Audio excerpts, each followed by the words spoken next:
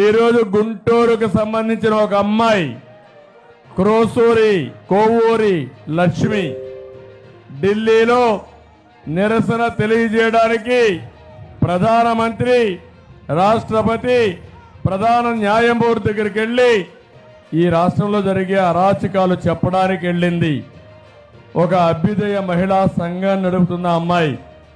వాళ్ళు వెళ్ళినప్పుడు ఆ అమ్మాయి బాధంతా ఏదైతే గంజాయి చిన్న పిల్లల దగ్గర అమ్మించి చిన్న పిల్లల్ని గంజాయికి అలవాటు చేసి నేరస్తులుగా చేసే పరిస్థితికి వచ్చారు. భూ కబ్జాలు చేశారు, ఇష్టానుసారంగా దోచుకున్నారని ఎంతమందికి చెప్పినా యాక్షన్ తీసుకోకపోతే ఢిల్లీకి వెళ్ళి ఆవిడ చేసిన పని చూస్తే నిరసనగా బొటన వేల్ని తెగ్గొట్టుకునే పరిస్థితికి వచ్చిందంటే ఎంత బాధపడిందో సమాజం కోసం. అదే మరిగా ఈ రాక్షసులతో ఎంత ఇబ్బంది పడిందో ఆ అమ్మాయి సంఘటన ఒక ఉదాహరణ అని చెప్పి నేను మీకు తెలియజేస్తున్నా. రేపు ఇలాంటి దుర్మార్గులు కానీ మళ్ళీ వస్తే మన గతి ఏమవుతుందో ఒక్కసారి మీరు ఆలోచించుకోవాల్సిందిగా నేను కోరుతున్నా. ఈరోజు గుంటూరుకు సంబంధించిన ఒక అమ్మాయి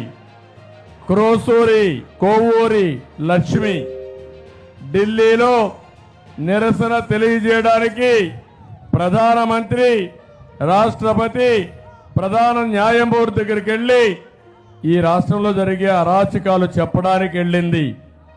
ఒక అభ్యుదయ మహిళా సంఘాన్ని నడుపుతున్న అమ్మాయి.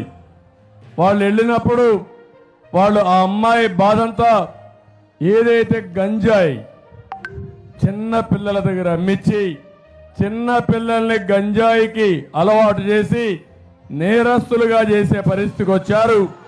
భూ కబ్జాలు చేశారు, ఇష్టానుసారంగా దోచుకున్నారని ఎంతమందికి చెప్పినా యాక్షన్ తీసుకోకపోతే ఢిల్లీకి వెళ్ళి ఆవిడ చేసిన పని చూస్తే నిరసనగా బొటన వేల్ని తెగ్గొట్టుకునే పరిస్థితికి వచ్చిందంటే ఎంత బాధపడిందో సమాజం కోసం. అదే మరిగా ఈ రాక్షసులతో ఎంత ఇబ్బంది పడిందో ఆ అమ్మాయి సంఘటన ఒక ఉదాహరణ అని చెప్పి నేను మీకు తెలియజేస్తున్నా. రేపు ఇలాంటి దుర్మార్గులు కానీ మళ్ళీ వస్తే మన గతి ఏమవుతుందో ఒక్కసారి మీరు ఆలోచించుకోవాల్సిందిగా నేను కోరుతున్నా.